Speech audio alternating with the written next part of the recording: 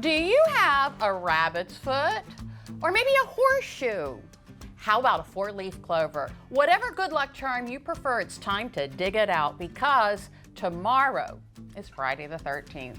But before Friday comes, Thursday. Throwback Thursday, to be specific. With us this afternoon, Jim Duffy, Secrets of the Eastern Shore author, going to turn the tables on Friday the 13th this week with a story on the luckiest man to ever land on Delmarva. Is that right? That is correct. Okay, when are we talking about? We are talking about the very early days of aviation. You know, Charles Lindbergh, Okay. Amelia Earhart, Yeah. the Wright brothers, and John Towers.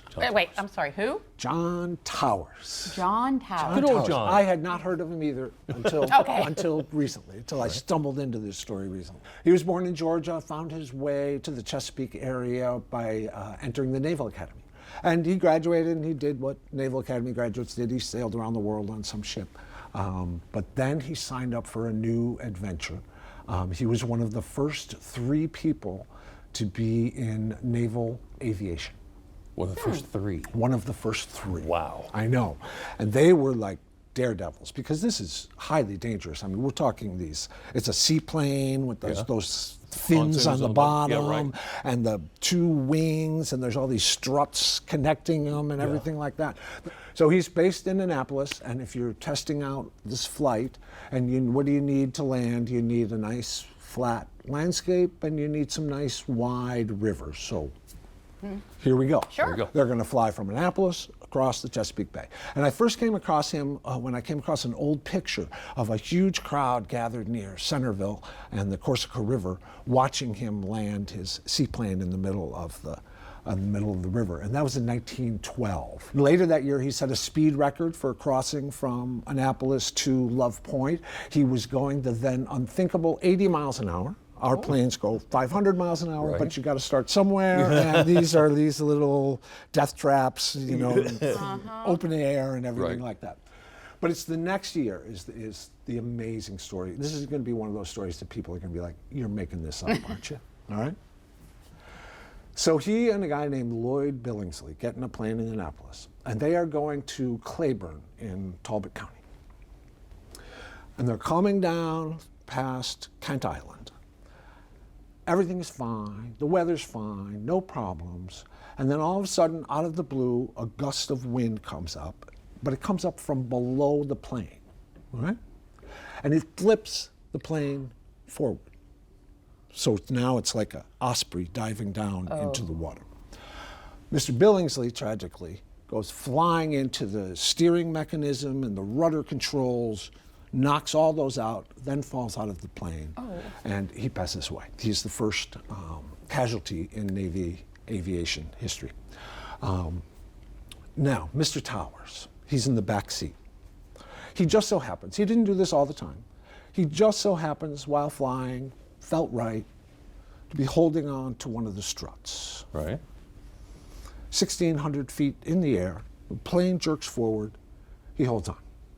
1,500, 1,300, 900, keeps holding on. Says later that he felt like his wrist was about to be detached from his arm and his arm was about to be detached from his elbow. Just keeps hanging on. Gets down to 100 feet and his luck gets even better. There's another gust of wind and it makes the plane do a somersault. And while it is somersaulting, while it's parallel to the water, suddenly it slows down, all right?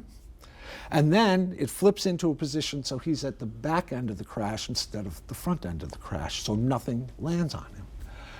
He lands in the water, he's still conscious, he can't believe he's still conscious, and right next to him is one of the fins that had broken off from the plane. So he grabs on.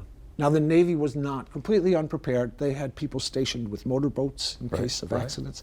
So those guys fly out and they rescue him. And he goes, holding on with one arm, falls 16 stories, and he has a couple of broken ribs and some bruises. Oh my goodness. And that's it.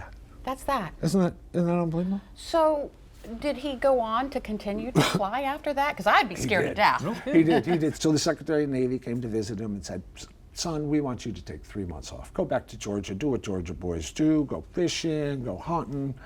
Towers said, "No, I want to get right back in a plane." He got right back on that horse, got right back in the plane, and there's somebody else, a lot of others, who are very lucky that he survived that accident, because he went on to become just 4-star admiral. Wow. During World War II, he commanded all of the ships in the Pacific, all the Navy ships in the Pacific.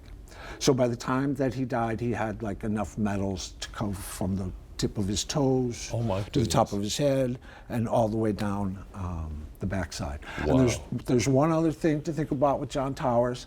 The next time you're in a plane, you're reading something on your leg, or watching a movie on your laptop or whatever else, and that fasten seatbelt light comes on, and you're like, No, believe it or not, it's hard to imagine, but at this point in aviation of this crash, no one had thought to put seatbelts in planes. And after this crash, the Navy started insisting that everybody put seatbelts in planes. So the next time that fasten seatbelt light comes on and interrupts your movie, give a thought to John Towers, the luckiest man to ever cross the Chesapeake Bay to the Eastern Shore. All right. Sure will. Better a seatbelt than trying to hang onto a strut, I guess. Yeah, I don't know if you can do that on a 737. 16 stories. I'm not making it up. That's a long way. Thank you. Thank you. What a wonderful story.